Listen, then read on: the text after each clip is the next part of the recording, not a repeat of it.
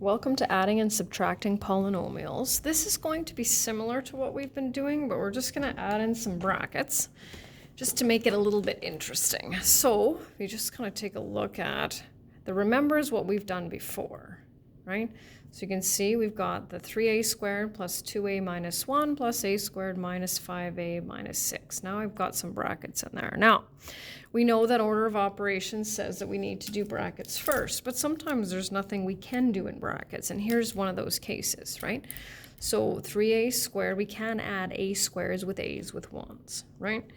So we'll just do it this way. So we'll put our ouch tiles in there, all right? So now we have them a little bit, I guess, separated, right? But it works the same way as what we did before, in that anytime we have the same shape and we have a red one and a yellow one, that cancels each other out. So we can look at this the same way. 3a squared plus a squared. Well, we can see we have 1, 2, 3, 4. So that's 4a squared. And now we'll look here, and so we can see we have 1 of each color there, and 1 of each color there.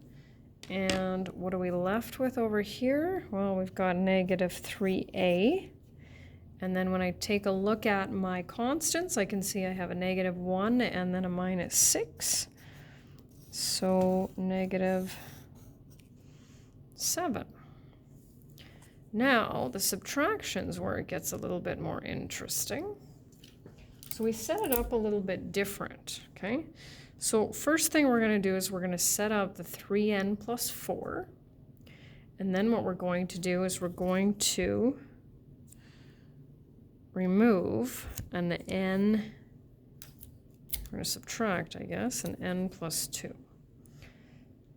So you can see that I have my 3n, right? I'm going to take away an n. So if I take away an n, then what am I left with? Well, I'm left with 2 n's.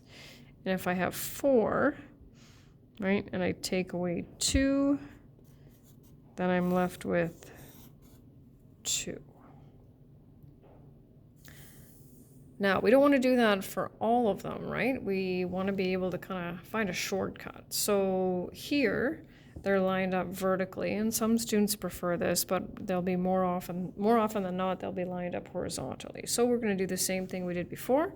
We're going to add our a squareds together. So I have 1 plus 3, we're back to integers, which I did tell you we'd be doing for the rest of the semester. 2a plus 5a is 7a minus 7. Okay, now I've got 3 binomials here, so 2m plus m is 3m plus 6m is 9m. 1 minus 3 is negative 2 minus 4 is negative 6. Over here, I've got it mixed up a little bit. We're going to look at our n squareds first. 2n squared minus n squared is n squared. Negative 4n plus 2n is negative 2n. And negative 5 plus 1 is minus 4. And then our last one is also set up vertically. So 3x squared minus 5x squared is negative 2x squared. Negative 2 minus 1 is negative 3. And minus 11. And then we've got one more page here. So we're going back to perimeter. Perimeter, I don't actually know how many years it's been since you've taken a look at that, but we're dealing with the distance around a shape. It's like if you start at one end and walk all the way around, right, how far have you gone? So when we're doing perimeter, we do P for perimeter. So we've got that. So we'll set that up as, it says write the perimeter as a sum of polynomials and in simplest form. So that means we have to go 7x plus 7x plus 7x. And how many x's are that? 21, right? X. And perimeter is measured in units. Okay. So now we're dealing with a rectangle. So I would say maybe not a fairly common mistake, but it happens from time to time as students do one length and one width, and they forget to go all the way around. So it's not necessary to write this. Okay, but we want to set it up as x minus 3 plus x minus 3.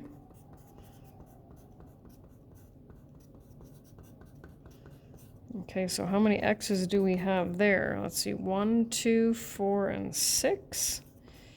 And negative 3 minus 3 is negative 6 plus 2 is minus 4. And the last one over here, we're dealing with, what are we dealing with here? Pentagon, 5 sides. Can't quite see that. There we go. So we've got all different ones. So let's just line this up here. P equals A plus A plus 4A minus 8, 2A plus 2. Ooh, how many A's is that? 1, 2, 6, 7, 8, 9, 10, 11. And negative 8 plus 2 is negative 6 plus 7 is 1.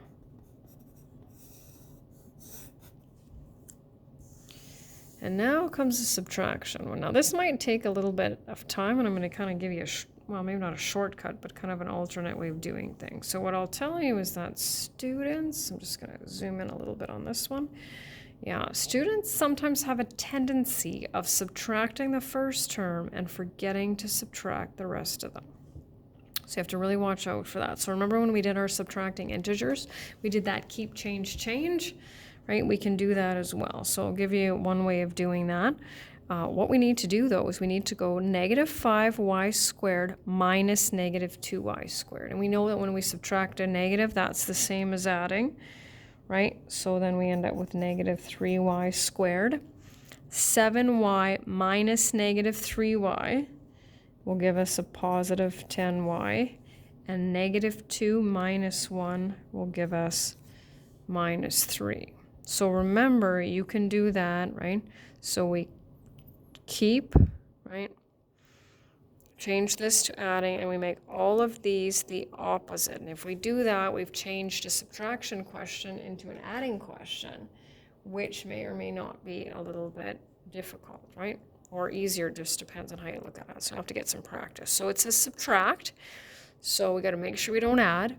Negative 3n squared minus n squared will give us negative 4n squared. Negative 2n minus negative 1. Type that in your calculator just to make sure. And 4 minus 8 will give us negative 4. Here's another horizontal one. So 2x squared minus x squared. Negative x minus negative 3x. So now we're just combining what we know from polynomials with our integers. And 1 minus negative 4. And then we'll subtract again. 2a minus a is a, and negative 4 minus negative 1 is minus 3. Oh, look at that. We're back to fractions. And that's the nice thing about math, is I get to ask you to recall things that you learned a couple weeks ago, a couple months ago, sometimes a couple years ago. So what do we know when we subtract fractions? What do we need? We need a common denominator, don't we? So we're going to have a common denominator of 6. We'll put our fancy steps in there again, right? So what do we have there? We've got 3 over 6x and 4 over 6x. Oh, and these ones already have a common denominator, so that's nice. Okay, so once we have our now we've created our equivalent fractions, we're going to subtract the numerators, keep the denominator the same, right? Subtract the numerators, so 3 minus negative 1 will give us 4/5.